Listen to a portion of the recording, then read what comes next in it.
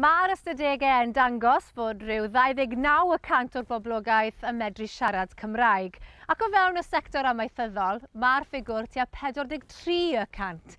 Felly, yn dilyn ymgyrch Llywodraeth Cymru i drio cael miliwn o siaradwyr Cymraeg erbyn y flwyddyn 2050, mae cyswllt ffermio wedi mynd ati i annog fwy o bobl i ddysgu'r iaith. Mae cyswllt ffermio ar y cyd gyda chanolfan dysgu Cymraeg wedi creu cwrs ar gyfer dysgwyr yn y sector amaeth. Ac Eirwen Williams o Mentor a Busnes oedd un o'r rhai fuodd yn helpu i greu'r cwrs. Ni'n gwybod digonedd o gyrsiau i bobl i ddysgu Cymraeg, ond mae hwn yn benodol i'r sector amaeth.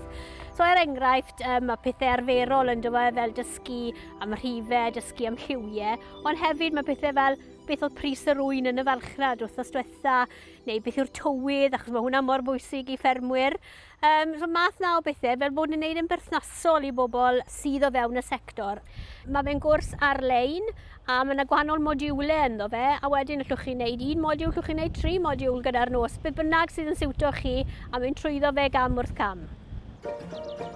Un sydd wedi bod yn dysgu Cymraeg ers 10 mlynedd yw Jamie McCoy, sy'n ffermio yma ar fferm Gorwel ym Mring Gwyn ger Castell Newydd Emlyn, gyda'i phartner Deian.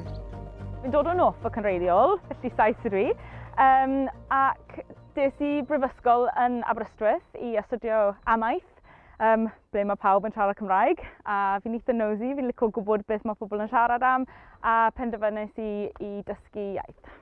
Beth sy'n bwysig i fi yw deall a cael pobl arall deall fi, nid yn siarad hollol rigl, nid yn poeni am i cael popeth hollol iawn, ond mae'n jyst i wneud digon i bod rhan o cymuned a cael pawb arall yn gwybod fi'n respect y diwydiant y popeth yn y byd amaeth yng Nghymru. Mae cyswllt ffermio yn cynnig cyrsiau dysgu Cymraeg nawr i bobl o fewn y sector amaethyddol. A fydde hwn yn rhywbeth bydde ti wedi dymuno cael y cyfle i wneud?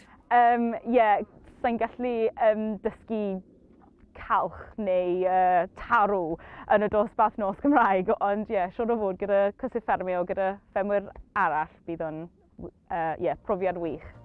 Mae yna nifer o bethau sy'n medru dylanwadu ac annog pobl i ddysgu iaith newydd, boed yn waith, symud i ardal neu gartref newydd, a weithiau hyd yn oed cariad. Mae gan Natalie Evans wreiddiau Cymraeg, ond dim ond pan wnaeth i gwrdd ar darparwr Dafi a symud ato i ffermio ar ei fferm deuluol yn Rosdyw ger Llanilltyd Fawr, wnaeth i benderfynu mynd ati i ddysgu Cymraeg. Ti yng nghanol yr wyna ar hyn o bryd, ond does dim cefndir amaethyddol gyda ti o gwbl? Wel, fi'n dod o Llanymddyfri, so mae'n dre fel hollol ffermio. Mae most people yn ffermio fyna a siarad Cymraeg. Just fel ar y weekends fi'n mynd i my friends' farms a just dysgu am ffermio a defed a'r cwn fi'n hoffi. So, dim ond bod gyda ti, dim cefndir o gwbl yn amaethyddiaeth. Does dim lot o Gymraeg yn y teulu chwaith? No, as you can tell. Na, dim o gwbl? Mae mam fi yn dod o De Africa, a mae dad yn Cymraeg, ond oedd wedi dysgu Cymraeg fel later on. So, oedd fi ddim yn siarad Cymraeg atre o gwbl, really. Ond nawr, i ti'n gwbl rhugl? Wel, fi'n trial. Fi wedi cwrdd â Daf, a nawr ni'n siarad trial pob dydd, ymarfer pob dydd. Felly, beth yw'r camau nesaf i ti? Wel, fi eisiau gwneud cwrs cyswllt ffermio. Ni'n dysgu lot fan hyn achos fi'n clywed Daf yn siarad gyda dad a mam fan hyn yn Cymraeg amser nhw'n gweithio ar y fferm. Ond yr cwrs hyn yn just rhoi fel mwy hyder i fi. Pa mor brawd wyt ti o Natalie wedi dysgu ac ymdrechu i ddysgu'r iaith? Yn eitha prawd, war y teg. Ond dim ond dysgu Cymraeg mae wedi wneud, ond mae wedi dysgu amaethu hefyd. Mae hwnna wedi bod yn gam mawr. Mae wedi bod yn fysi war y teg. Mae wedi twlu hunan 100% mewn i'r ffermio fyd. Mae'r par yn ei hael dymor o wyna, ac ar ôl blwyddyn lwyddiannus y llynedd, maen nhw'n gobeithio am gyfnod wyna cystel eleni.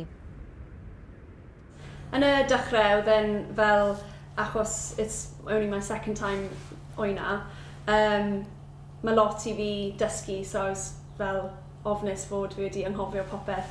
Mae'n rhwydd i weithiau meddwl, ti'n cael 2 neu 3 problem sydd ar ôl ei gilydd, a ti'n meddwl, o, mae'r holl byd ar ben, a wedyn y diwrnod nesaf, ti'n codi lan, a mae 10-20 wedi wyna dros nos, a ti'n fel, oh, not too bad. Yeah. A'r Gymraeg yn mynd o'n erth i nerth gyda ti? Diolch, mi'n trial. A teulu ti'n helpu a lot. Credu ers y diwrnod cyntaf, ti'n cwrdd o fi, o ti'n offi'r ffaith bod ni'n siarad Cymraeg. Nawr bod i mae'n lle perffaith, really, i ddysgu Cymraeg, achos mae'n jyst o gwmpas i trwy'r amser. Fi'n teimlo'n saff siarad fan hyn hefyd, fel achos ti'n clywed e pob man, a fi'n teimlo'n saff i wneud camgymeriad.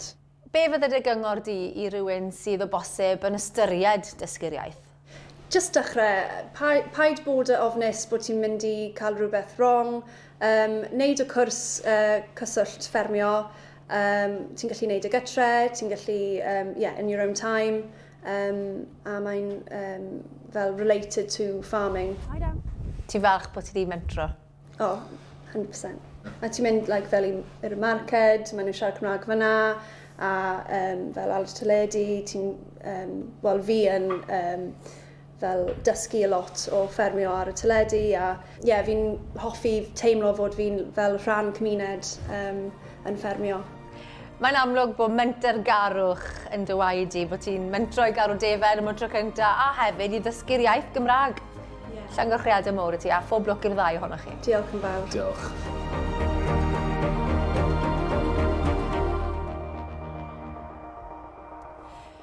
Mae yna gyfrifoldeb arno ni gyd i helpu ac annog dysgwyr Cymraeg mwyn sicrhau dyfodol i'r iaith.